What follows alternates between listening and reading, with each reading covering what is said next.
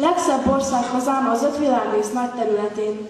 Egy kis világ maga, nincs annyi szám, ahány a szépség gazdag kebelén. Van rajta vérc, amely tekintetet vét a Kaszpi-tenger habjén is túl, és rónasága, mintha föld végét keresné, olyan messze, messze nyúl. Magyar vagyok, természetem komoly, mint hegedűnk első hangjai, ajkamra felfelröppen a mosoly, de nevetésem ritkán hallani. Ha az öröm legjobban festi képen, magas kedvembe sírva fakadok, de arcom víg a bánat idejében, mert nem akarom, hogy sajnáljatok. Magyar vagyok. Büszkén tekintek át a múltnak tengerén, ahol szemem egekben nyúló kősziklákat lát. Nagy tetteidet, bajnok nemzetem.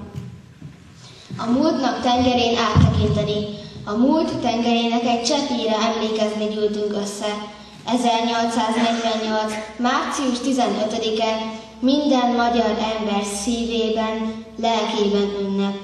A szabadságnak, a nemzet összefogásának, a bátorságnak és az önfeláldozásnak ünnepe. A napos rég felkelt buborékolása rég, hirdeti a reggel, vendég szól még hazám. A nap is föllépen, beözönlő sugarat, nem hosszatja képvel.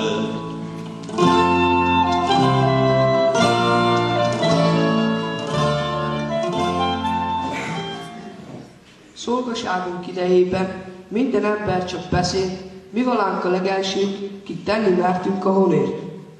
Mi emeltük föl először a cselekvés zászlaját, mi riasszuk fel zajunkkal nagy álmából a hazát. Föld, meg koporsó volt, vágtuk nemzet halott, megillettük, és 15 g szív fázó volt. Egy szóvással és egyértelműen olvadt össze haza az érzelem, lelkesülés, a szószabadsággal. Ó, ez ritka szép látvány volt, és majd, ha végül a világ, elmondják az unokáknak ezt a kort a nagyapák. 1848. február 23-án, 3 héttel március 15-e előtt, Párizsban 100 000 ember kelt fel a gyűlölt király Lajos Fülöp 100 000 katonája ellen. Ez forradalom volt. Elkeseredett, rettenthetetlen, diadalmas. A párizsi nép barikádokat emelt fel utcakövekből, felfordított hintókból. Szétfutott Európa minden tájára a hír, a 40 milliós, büszke, erős Franciaország, újra köztársaság.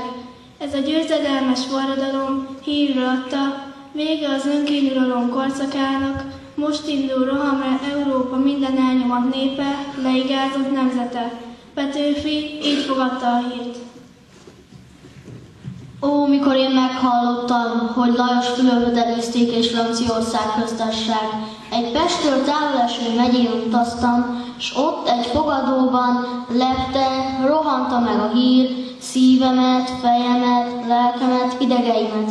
Éljen a köztársaság! Kiállték föl, aztán némán merően álltam, de égve, mint egy lámpaoszlop. Amint eszméletemet visszanyertem, egy aggodalom kezdett el bántani. A jelszó ki van kiáltva, gondolám, ki tudja, mi nem történik, míg én hazaérek. Nélkülem kezdődjék a forradalom? Siettem a fővárosba. A magyar forradalomra Párizs adta meg a jelt. Petőfi március 7-én ért vissza Pestre, a forradalom nem kezdődött el nélküle. Hajde hátra, hajj előre! Vérmezőről vérmezőre! Mert ott haza a világterem, melynek neve győzedelem. Március 9-én Petőfi baráti köre, a Pilvaxbeli ifjúság vezérkara elhatározta, hogy március 19-e lesz a magyar forradalom napja. Párizsban, februárban bankettel kezdődött a forradalom. A Pilvax ifjai tudták ezt, ezért március 19-ére meghirdették a magyar bankettet. Megfogalmazták a 12 pontot, Petőfi több lelkesítő verset írt. Dicsőséges nagyurak, hát hogy vagytok? Viszket úgy egy kis nőkatok? Új divatú nyakravaló készüljön a számotokra, nem cifra, de jószoros. Tudjátok-e, hogy mennyit kértünk titeket, hogy irántunk emberiek legyetek? Vegyetek be az emberek sorába, rimánkodott a szegény nép hiába. Kiasít rakunyhóból mélyomog, kaszát, ásót, vasvillákat fogjatok. Az alkalom maga magát kínálja, ütött a nagy bosszúállás órája. Oly sokáig híztak rajtunk az urak, most rajtuk a mi kutyáink hízzanak. Vasvillára velük, aztán szemétre, ott egyik kutyák őket ebédre. Hanem mégsem, atyafiam, megálljunk, legyünk jobbak, nemesebbek ő náluk. Isten után legszettebb a nép neve, feleljünk meg becsülettel nékiek. Nemes urak, ha akartok, jöjjetek, itt kezdjünk, nyújtsátok ki kezetek. Legyünk szemei mindjárt egy láncnak, szüksége van mindjájunkra a hazának. Nem érünk rá várakozni, szaporán, vagy jókor van, holnap késő lesz talán. Ha bennünket még mostan is megvettek, az Úristen kegyelmezzen ti nektek. Március 13-án Bécsben is kitört a forradalom. Az elkeseredett munkások felvonultak a királyi palota elé, ellenálltak a katonaságnak, sajtószabadságot és alkotmányt követeltek. A bécsi forradalom híre felbátorította a pesti népet, új lelkeség öntött az ifjúságba. Tenni kell, és mindjárt holnap. Az én nagy részét ébren töltöttem feleségemmel, és azon tanácskoztunk, hogy mit kell tenni, mert az határozottan állt előttünk, hogy tenni kell, és mindjárt holnap. Hát, ha holnap után már késő lesz. A forradalom legelső lépése, és egyszer mint fő kötelessége szabaddá tenni a sajtót. Ezt fogjuk tenni. Március 15-én korán reggel a Pilvax kör tagjai a szakadó esőben az egyetemek felé indultak. Az orvosi egyetem udvarában Jókai felolvasta a kiáltványt, Petőfi elszavalta a nemzeti dalt. Talpra magyar, híja haza, itt az idő, most vagy soha. Rabok legyünk vagy szabadok? Ez a kérdés válaszadok. A magyarok istenére esküszünk, hogy rabok tovább nem leszünk. Rabok voltunk mostanáig, kárhozottak ősapáink, kik szavonon éltek, haltak, szolgaföldben nem nyughatnak. A magyarok istenére esküszünk, hogy rabok tovább nem leszünk. Sehonnai bitangember, ki most, ha kell, halni nem mer, kinek drágább ront élete, mint a haza becsülete. A magyarok istenére esküszünk, hogy rabok tovább nem leszünk. Innen indult több száz egyetemista élénk Petőfi, Vasvári, Irinyi, Jókai nyomdához. Landerer nyomdája a legközelebb volt hozzánk. Oda mentünk, hogy a sajtót lefoglaljuk. Megtettük ezt a nép nevében, s a 12 pontot és a nemzeti dalt rögtön nyomni kezdték. Ez alatt kín lelkesítő beszédeket tartottak.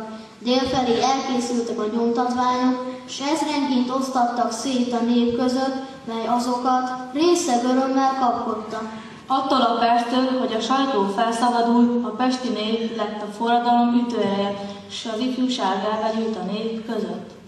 Délután 3-ra gyűlést hirdettünk a múzeum terére, s a sokaság elosztott. Elosztott, hogy szétvigye a belvárosba, a külvárosokba, a sajtó felszabadításának hírét és a forradalmasító nyomtatványokat. A szakadó eső dacára mintegy 10 000 ember gyűlt a múzeum elé.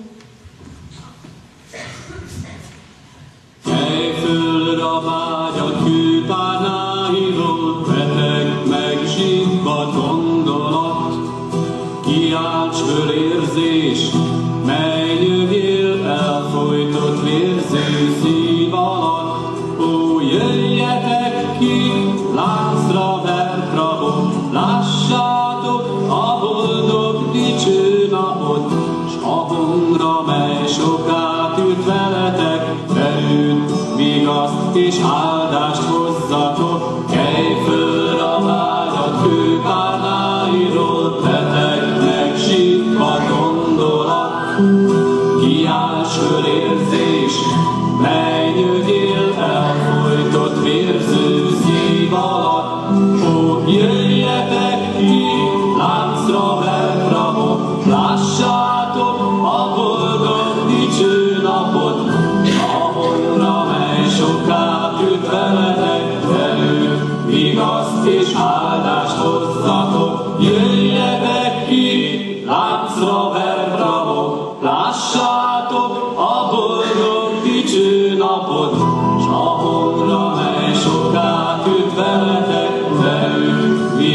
igaz és áldást hozzatok.